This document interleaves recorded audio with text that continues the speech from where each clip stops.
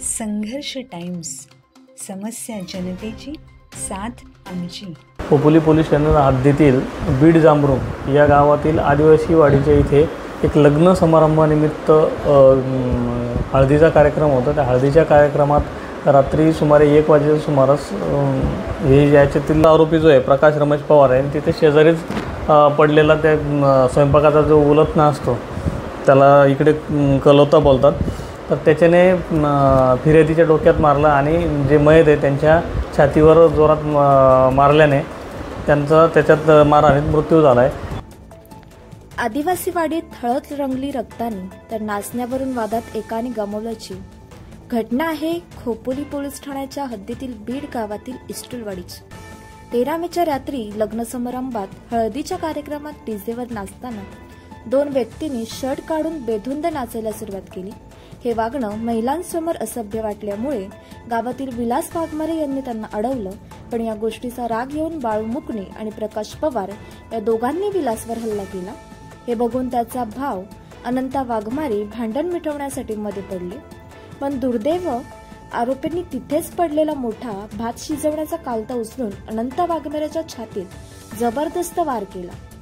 दोन्ही भावांना रिक्षाने रुग्णालयात नेलं गेलं, पण रस्त्यातच अनंता वाघमारे यांचा मृत्यू झाला, तर विलास वाघमारे यांच्या डोक्याला 6 पडले आहेत। मृत अनंता वाघमारे यांना एक मुलगा आणि एक मुलगी आहे। विशेष म्हणजे 4 दिवसांपूर्वी 9 मे रोजी त्यांच्या मुलीचं लग्न झालं होतं। ते बांधकाम क्षेत्रात काम करत होते, तर दुसरीकडे आरोपींपैकी एक बाबू मुकणे याला केलवळी रेल्वे स्थानकात पोलिसांनी अटक केली आहे, तर दुसरा आरोपी प्रकाश पवार अजूनही फरार असून पोलीस त्याचा शोध घेत आहेत। ही घटना समस्त गावाला हदवरून टाकणारी आहे, तर लग्नाच्या आनंदाच्या जागी ठिकाणी आज शोकाकूळ पसरली आहे। अशा घटनांपासून आपण सर्वांनी शिकायला हवं आणि गावात शांतता राखणं आपली सगळ्यांची जबाबदारी आहे। काल दिनांक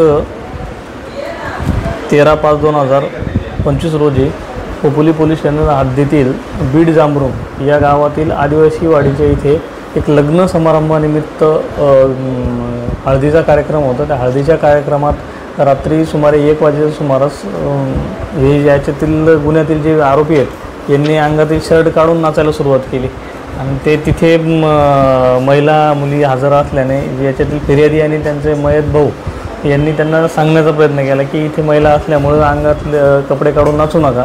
त्याचा राग आरोपींना येऊन आरोपी बाळू मधुकर राणे याने फिर्यादीच्या याला हाताबक्क्यांनी मारलं आणि त्याच्यात दुसरा आरोपी जो आहे प्रकाश रमेश पवार आहे, तिथे शेजारीच पडलेला त्या स्वयंपाकाचा जो उलथणा असतो त्याला इकडे कलवता बोलतात, तर त्याच्याने फिर्यादीच्या डोक्यात मारला आणि जे मयत आहे त्यांच्या छातीवर जोरात मारल्याने त्यांचा त्याच्यात मारहाणीत मृत्यू झाला आहे।